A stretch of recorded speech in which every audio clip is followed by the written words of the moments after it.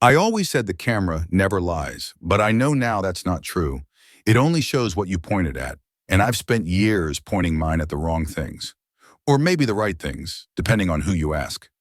I used to think I was just another face in the crowd, a guy with a camera and a knack for catching the city's hidden moments. But that was before I saw them. It was a Tuesday, late afternoon, the kind of day when the city feels tired and the light turns everything a little gold.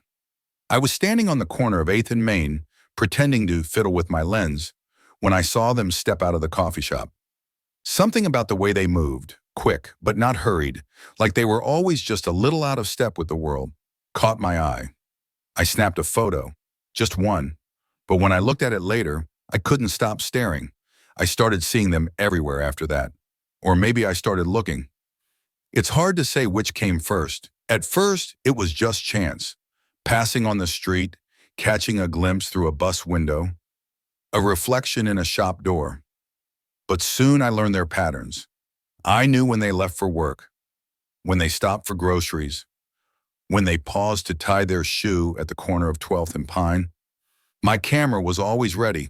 I told myself it was art, a project, something no one else could see. But the truth is, I just couldn't stop. My apartment became a gallery. Every wall, every surface covered in prints. Chronological, organized, obsessive. I could trace their life in 1,000 tiny moments. A smile at a stranger, a frown at a phone, the way their hand hovered over a crosswalk button. I started skipping work, missing calls from friends. None of it mattered. Only the next photo mattered. They noticed me eventually. I saw it in their eyes one morning. Fear, sharp and sudden like a flashbulb in the dark. They changed their route, started wearing hats, sunglasses, always looking over their shoulder. I felt a thrill, a challenge. I told myself I was documenting something important, something no one else could understand. But really, I just needed to finish what I'd started. I got better at hiding. I learned the city's shadows, the places where you could watch without being seen. I bought a longer lens, started taking photos from rooftops, alleys, behind parked cars. Sometimes I'd wait for hours just for a single shot. My hands would shake, but not from fear, from excitement, from the need to complete the story. The city started to feel smaller, like it was closing in around us. I saw missing person posters on telephone poles, police cars idling on corners. I heard neighbors whispering in the hallway. But I didn't care. I was so close. I just needed one more photo, the final piece, the one that would make the collection whole. I followed them one night through empty streets and silent parks. They moved quickly, glancing back, clutching their bag tight. I kept my distance, camera raised, heart pounding. I could feel the end coming, like the last page of a book you can't put down. When they finally stopped, under a flickering streetlight, breathless and alone, I took the shot. The shutter clicked, and for a moment, everything was still. I looked at the photo on my screen. It was perfect. The fear, the exhaustion, the resignation, it was all there.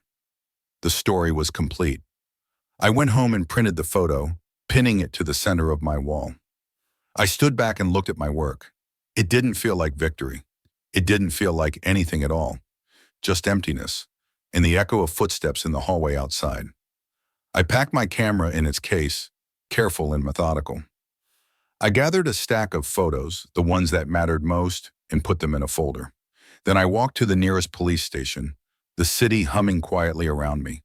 I handed the folder to the officer at the desk, told him my name, and waited. They asked me questions. I answered. They looked at the photos, at the faces, at the dates and times scrawled on the backs. I watched their expressions change, confusion, then horror, then something like pity. I didn't care. My work was done. They put me in a room with white walls and a locked door. Doctors came and went, asking the same questions in different ways. I told them the truth. I just wanted to finish my collection. I didn't need anything else.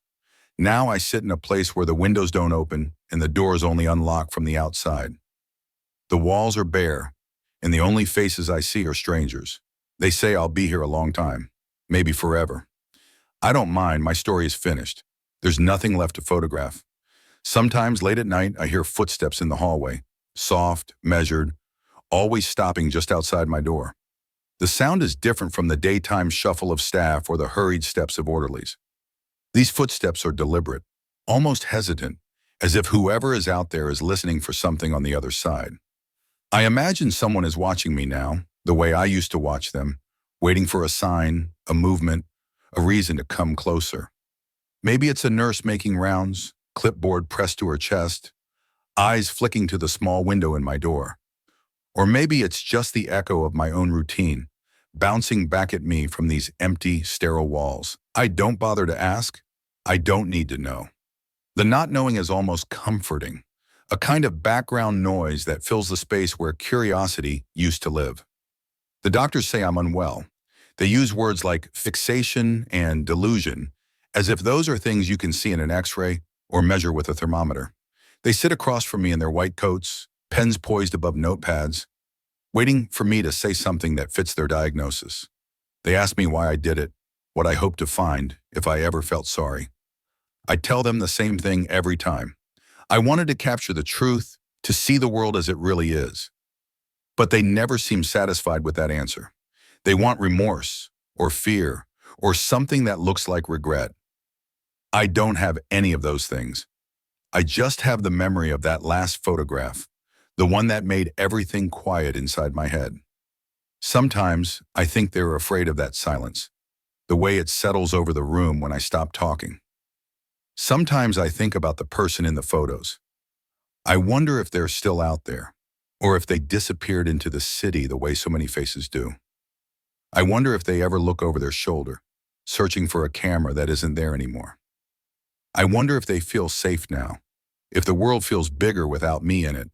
I hope they do. Not because I care, but because it means the story really is over.